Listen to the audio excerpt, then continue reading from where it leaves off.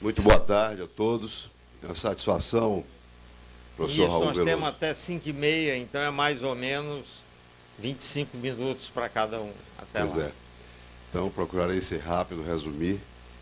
E um prazer estar aqui no 29º Fórum Nacional, mais uma vez presente aqui, discutindo esse sistema tão importante para o país. E entrando no assunto diretamente, uma vez que eu represento as concessionárias de rodovias, eu vou me ater muito à questão rodoviária.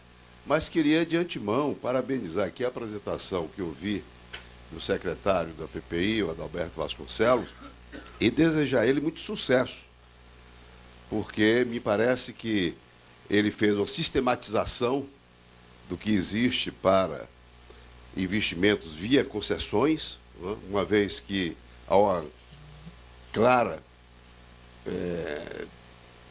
visão de que o setor público no Brasil carece de espaço fiscal, de fazer novos investimentos, e tem que se ter o apoio do setor privado.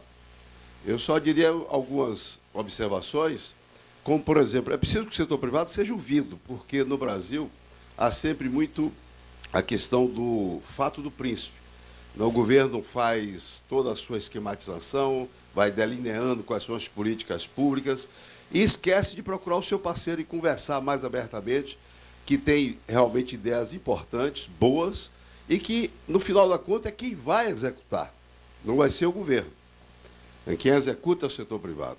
E, lamentavelmente, nessa relação privado-público, nós sabemos que há muitos problemas.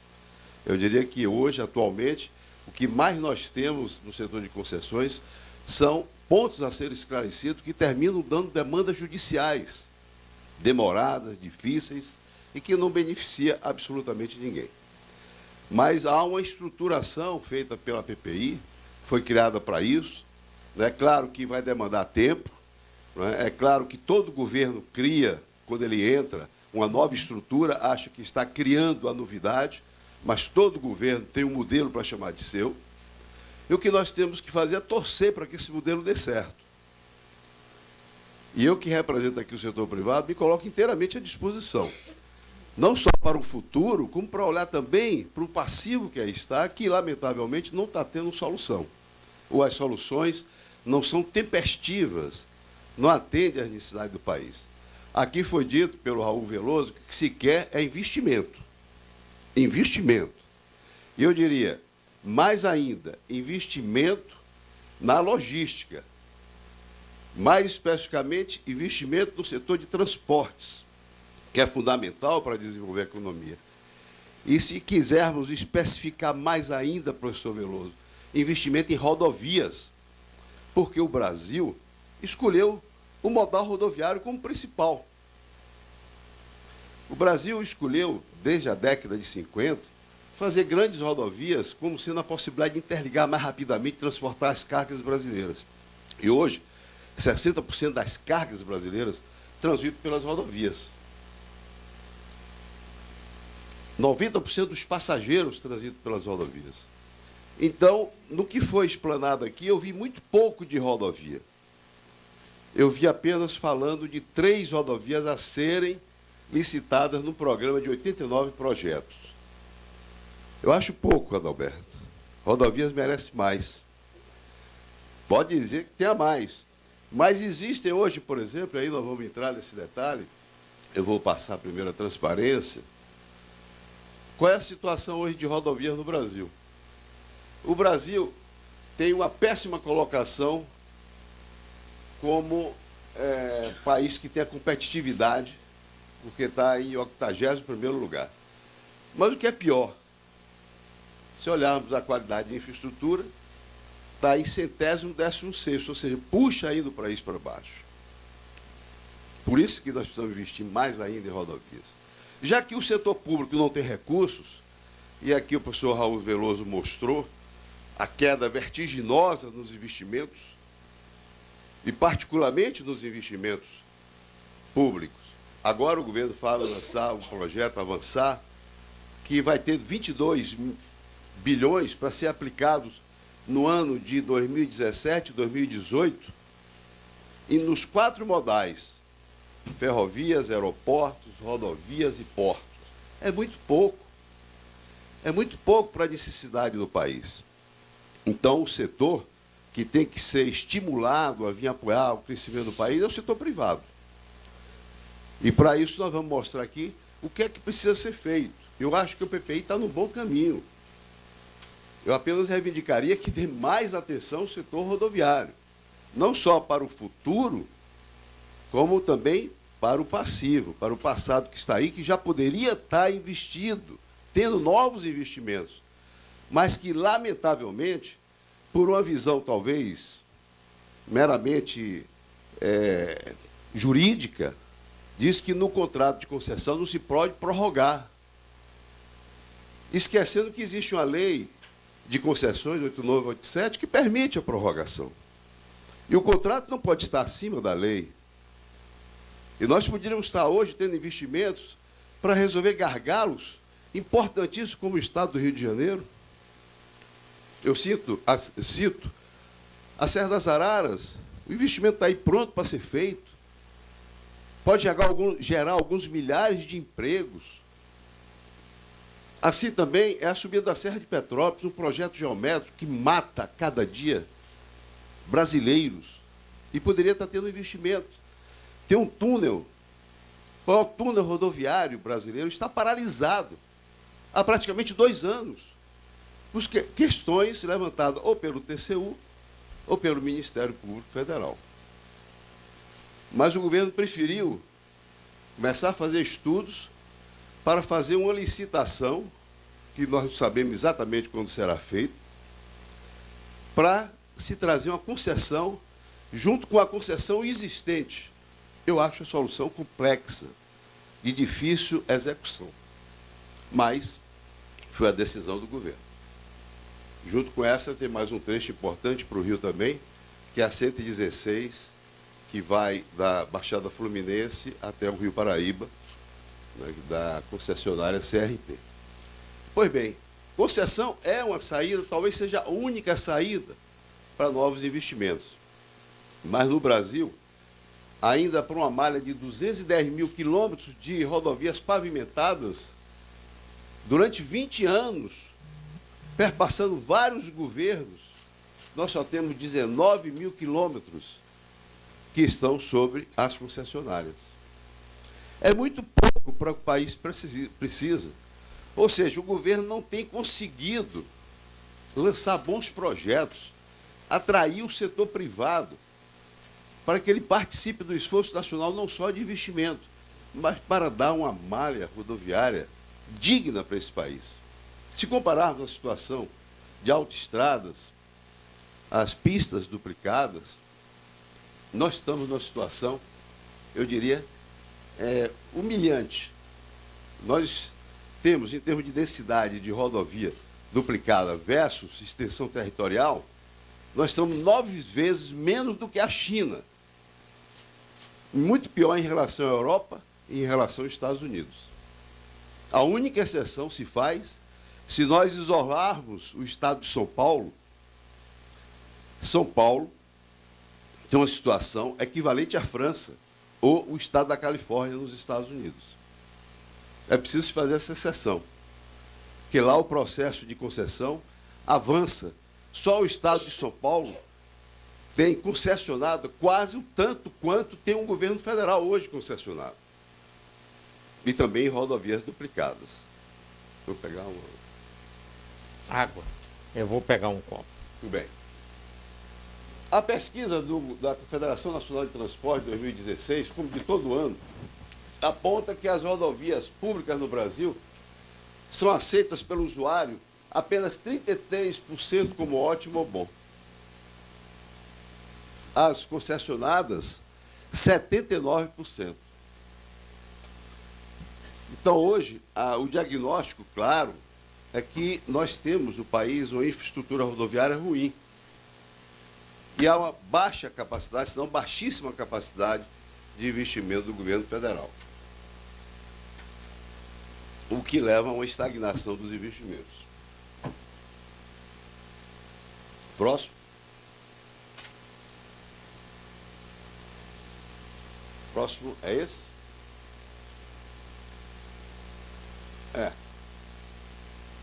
o que não está sendo feito, poderia estar sendo feito. Investimento em rodovias concedidos estagnados. O governo federal, em um ano, e diga-se de passagem, não é culpa desse governo, já vem do governo passado também. O governo passado, que eu participei como ministro, fizemos as concessões em 2013. E se aventou com a carta compromisso de uma série de condições favoráveis de financiar até 70% do projeto, a juros de TJLP mais 2%, e nada disso foi feito. Foi criado, ou se falava em criar um fundo garantidor para riscos não gerenciáveis. Falou-se também no fundo noivo. Fundo noivo ou noiva seria participar com 15% do que seria o equity, que seria 30%. Nada disso aconteceu. Vem desde o governo passado, mas também esse governo não deu solução para esse problema. Então, em lugar de avançarmos na duplicação de 5.000 quilômetros concessionados, onde 3.500 seriam duplicados, nós paramos. Os investimentos estão paralisados, à espera de uma solução.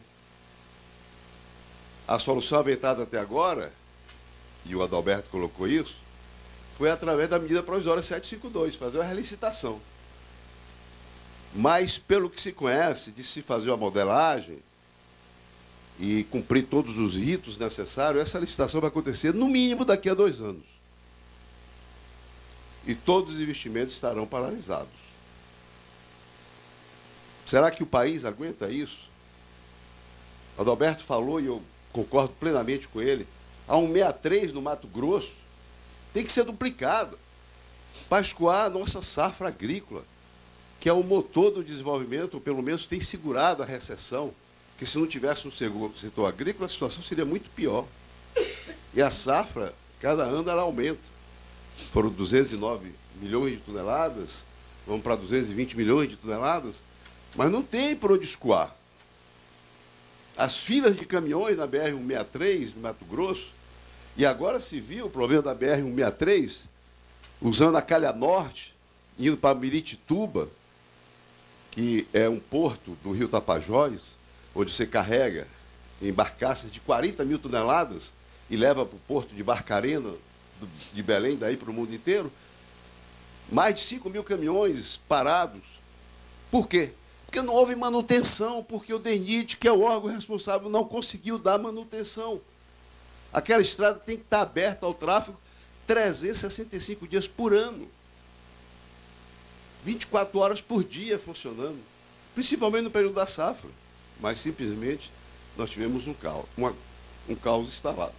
Então, o que é que nos está sendo feito? Nós temos hoje possibilidade de 12 bilhões de investimento em 7 concessões da terceira etapa. Não há solução. Vamos aguardar a medida provisória. Nessa houve um descuido, deixou-se para a última hora, e aí se retirou um artigo que tinha sido colocado no Congresso Nacional, que permitia se repactuar o contrato em termos de período de investimento. Agora vamos esperar uma nova medida provisória. Enquanto isso, não temos investimento e as empresas, praticamente, todas elas, com exceção da MGO, que é menor em termos de extensão, estão todas paralisadas. Inclusive dispensando milhares de empregos no momento que nós precisamos gerar emprego. Por problemas formais, por não se querer enfrentar o assunto, levar ao TCU, pedir compreensão dos ministros do TCU, que eu tenho certeza teriam essa compreensão. 15 bilhões de investimentos nesses novos contratos existentes. Concordo com o Adalberto que a NTT poderia hoje estar fazendo esses novos investimentos. Há o espaço tarifário, que você pode fazer degraus tarifários, para fazer novos investimentos nessas concessões. Mas, lamentavelmente, a única que está com o processo pronto é em São Paulo, a BR-153, chamada Transbrasiliana, que passa por São José do Rio Preto. O processo está parado no TCU. E a NTT, que é a agência reguladora, ela não tem a audácia de tomar uma decisão correta de fazer esse aditivo para ter esses novos investimentos. Então, em 11 trechos rodoviários, nós poderíamos ter mais 15 bilhões de investimentos. Veja quantos milhares de empregos seriam gerados aqui numa situação tão difícil economicamente que o país está passando. mas falta eficácia para resolver essas questões. Estamos querendo fazer um mundo ideal para o futuro, mas não estamos resolvendo o mundo presente. É esse o desafio que eu acho que o atual governo e qualquer governo que venha por aí tem que tomar conta dessas questões, que são investimentos que poderiam estar tendo nesse momento, que lamentavelmente não estão. Fala no programa Avançar, 22 bilhões em 2 anos, 0,18% do PIB. Não é nada para o setor de transportes. Aí, os 4 modais principais. E o governo agora fala que vai lançar uma concessão para 20 mil quilômetros para manutenção de estradas federais. Então, não tem recurso fiscal para manter a malha federal, que são 65 mil quilômetros, e que, através de um programa chamado Programa CREMA, tinha 35 mil quilômetros de contratos para manutenção. Hoje não se tem mais recurso para isso, chega em volta de 5 bilhões por ano, que nesse ano agora, em 2017, não é sequer o total que vai ser gasto pelo Ministério dos Transportes. Então a saída será fazer concessão. Vem um modelo, vamos examinar o modelo, estamos dispostos, conversando com o governo federal, mas claro que a última palavra vem do poder concedente. Então há essa possibilidade. A única exceção, eu já disse aqui, concessões de São Paulo. As melhores rodovias do país, as 19 melhores entre as 20, estão exatamente na área estadual do governo de São Paulo. E já fizeram este ano 2 concessões com êxito no estado de São Paulo. A ferrovia Centro-Norte, Centro-Oeste e a ferrovia dos a rodovia dos Calçados. A rodovia Centro-Oeste e a rodovia do Calçado. Então, não vejo como ter investimentos relevantes no setor rodoviário 17 e 18, a não ser esses investimentos, se o governo conseguir tirar esse gargalo que existe aqui. E também naquelas 3 rodovias chamadas da primeira etapa. A Serra das Araras, a Serra de Petrópolis e aqui também a BR-116 no Rio de Janeiro. Próximo. Então, são pontos que eu acho que são comuns, todos entendem, aceitam, e que nós precisamos trabalhar arduamente para vencer. O Brasil precisa crescer em infraestrutura e a base do crescimento. Necessário investimentos urgentes em ampliação e manutenção da rede de rodovias. O governo brasileiro não tem recursos, então hoje a concessão de rodovias não é opção, é a única saída, se quisermos ter investimento em logística no país. Não vamos esperar nos próximos 2, 3 anos qualquer capacidade maior de investimento por parte do orçamento da União. É isso, professor? Isso. Né? Temos receita para isso? Não. Receita zero. Com a PEC do teto, acabou o investimento público no Brasil. Próximo. Como desatar o nó? Procurar evitar problemas persistentes, que eu também, de forma satisfatória, achei que foram explanados aqui pelo secretário do PPI e queremos ver que ele esteja atento a todas essas questões. Contrato de concessão sem plano de negócio. O governo inventou que plano de negócio pode atar ele numa camisa de força em relação ao contrato. Então, a maneira mais fácil é tirar o sofá da sala. Não vamos botar plano de negócio, que pode prender amanhã o governo em obrigações. Então, o retorno no plano de negócio, para que os riscos não gerenciáveis possam ter o fundo garantidor, que, aliás, isso aqui eu não vi, que a PPI vai criar o fundo garantidor, né, porque deixa as concessionárias em estado de vulnerabilidade. Inexistência de critérios claros e objetivos na aplicação das penalidades.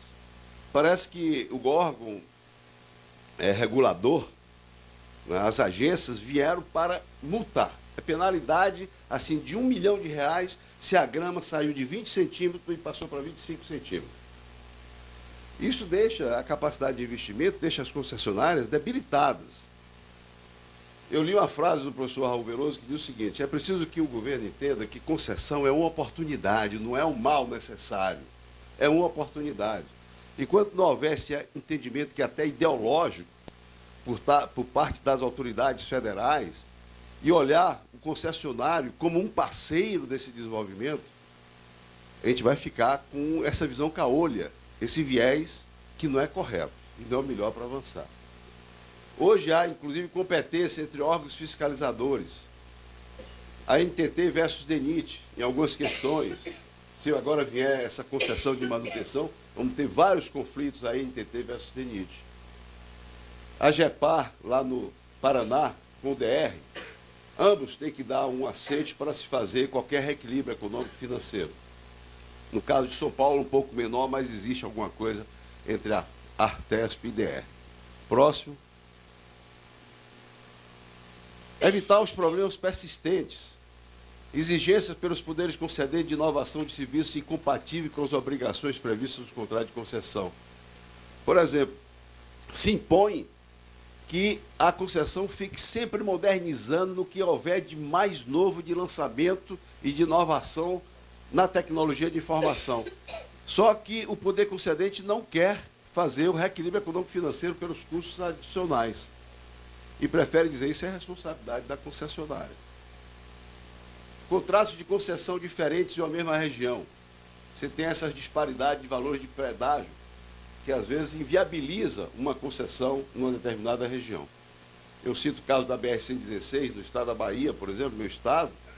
Lá você tem um valor de tarifa de R$ 2,40. Como é que eu vou fazer uma concessão na BR-101 cujo valor de tarifa é de R$ 14,00 por 100 quilômetros? Não haverá viabilidade. Então é preciso tentar uma fórmula que possa fazer compatibilidade. Se pedir licença um minuto, eu queria perguntar ao Marçal como é que está o tempo dele, se ele tem uma questão de avião, alguma coisa, você tem tempo. Tá. Mas isso eu acho que mais, rápido, professor. Mais uns 5 minutos, por aí. Isso, no máximo. Contratos de concessões diferentes em uma mesma região. Você tem aqui a Ayrton Senna, do lado tem a Nova Dutra. Uma pode cobrar eixo suspenso, outro não. Porque uma é pelo Estado e a outra é federal. Próximo. Evitar ainda esses problemas. Aumento exponencial de evasões de pedágio. Há dentro do Congresso Nacional enxurrada de projetos para se fazer evasão de pedágio. Idosos não poderão pagar pedágio. Olha, o idoso não paga pedágio, quem paga é o veículo. Médico, odontólogo, e não paga também pedágio. Deficiente físico não paga pedágio, ou seja, ninguém quer pagar pedágio. Aí você não pode fazer concessão, porque alguém tem que amortizar o investimento. O que precisa ser divulgado para a sociedade é que o princípio usuário-pagador existe para tudo. Para o telefone que você usa, para a água que você usa, para a energia que você usa. É um princípio universal. Ou se combate dentro do Congresso, ou o governo federal vai ter que vetar todos esses projetos. O governo de São Paulo tem feito isso, tem vetado todos os projetos que são aprovados na Alesp. São as leis. As fraudes, nós não temos, a Polícia Federal não colabora, não tem quadro para você combater a evasão de pedágio. Então, as concessionárias ficam perdendo receitas pesadas com relação à evasão de pedágio. Dificuldade de reequilíbrio contratual. Você faz um pedido de reequilíbrio de uma obra que você fez nova, aí o órgão está com receio que o TCU ache que aquela obra seja desnecessária, porque o TCU vai fiscalizar a posteriori e diga por que foi feita essa obra, não devia ter sido feita. Então, hoje, o gestor público, o professor Raul Veloso usou um termo, payoff, que eu fui descobrir, que eu não sabia exatamente, que é quase que você ter medo do que você faz como agente público e um custo que você vai pagar amanhã de ser processado pelo TCU ou pelo Ministério Público Federal. E aí o que é melhor é você não fazer nada. Então, os equilíbrios demoram para ser feitos. Alteração das condições de financiamento da proposta inicial. Isso aí repercute aqui o BNDES. No caso da terceira etapa, o BNDES achou que, como a demanda que foi projetada não estava se realizando no momento atual, porque ele demorou 2 anos para analisar o projeto, ele fez um contingenciamento da liberação dos recursos. Inviabiliza a concessão. E para resolver essa questão, Adalberto, a gente tem que ter a parceria. Setor privado e setor público, o próprio governo, porque o BNDES é um banco público. E o compromisso do financiamento foi feito pelo governo brasileiro. Não foi pelo governo passado nem por esse. Próximo. Ocorrência de fatores alheios à vontade do concessionário que possibilita a pontualidade das obrigações. Desapropriação. cada desapropriação é preciso um decreto de utilidade pública assinado pelo presidente da República. Veja o tempo que demora. 6 meses, 8 meses para fazer um DUP. Licenciamentos ambientais. Na terceira etapa também ficou como responsabilidade da EPL. Só que a EPL não conseguiu. Quando consegue, consegue parceladamente. E quando consegue, mesmo parceladamente, consegue com tantos condicionantes impostos pelos órgãos ambientais que oneram a concessão. E ela não vai poder ter esse custo, porque não está no seu plano de negócio, não estava previsto nos seus custos iniciais. É mais um fator a ser resolvido. Planejamento dos poderes concedentes baseado em estudos deficientes ou inexistentes. Também já foi comentado. Tem que ser estudos robustos, tanto no estudo da demanda de tráfego como no nível de serviço. Essas intervenções que são dinâmicas, viaduto, contorno, vias laterais, não dá para você projetar em 25 anos tudo que vai acontecer numa concessão. Até pela ocupação urbana, a necessidade pode se locomover e ir de um espaço para outro. Um ponto de muito acidente de tráfego, você vai ter que fazer uma passagem inferior ou um viaduto. Próximo. A matriz de risco também já foi colocada aqui para o Adalberto. Ela tem que ser melhor compartilhada. Na terceira etapa, o governo diz assim: risco de demanda é do concessionário. Risco de financiamento é do concessionário. Mesmo que ele tenha feito um estudo que previa o crescimento do país do PIB de 2,5% a cada ano ao longo de 20 anos. Foi feita assim a terceira etapa, eu estava lá. Mas o que ocorreu foi o Brasil que fez uma recessão de 3,5%, que o professor Raul Veloso disse que nunca teve na história do Brasil. Isso não é um caso fortuito? Claro que é um caso fortuito. Mas o governo não quer encarar como um caso fortuito. Então está tudo paralisado. Então é preciso dividir essa variação do nível de tráfego. Risco de financiamento, houve uma carta compromisso. Hoje se diz, não, o BNDES não pode. Talvez no passado pode fazer muita coisa. Agora, hoje não pode fazer mais nada. Não pode olhar e dizer assim, bom, esse é um projeto importante de desenvolvimento nacional e nós vamos apoiar. É uma decisão política. Não é uma decisão do banco.